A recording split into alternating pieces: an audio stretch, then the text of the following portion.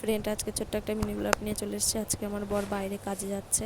দেখো, আমি ব্যাগ নিয়ে বাইরে বেরিয়ে গেছি। আর আমার মেয়ে আগের থেকেই কোলে উঠেছিল আর ওর বাবাকে খুব ভালোবাসে। দেখো, খুব কান্না করছিল। আসো, বাবা খাবার নিয়ে আসবে, তোমার জন্য খাবার আনতে যাচ্ছে। বাবা আমার খাবার কোলেও আসবেই না। বাবা খাবার আনতে যাচ্ছে, খাবার নিয়ে আসবা, ফুটি নিয়ে আসবা ওর জন্য।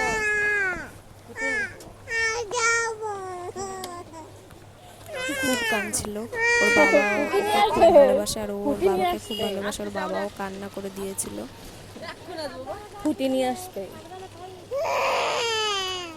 তারপর আমি ওকে বলছিলাম যে দোকানে যাবি, দোকানে গিয়ে খাবার কিনে দেবো তোকে।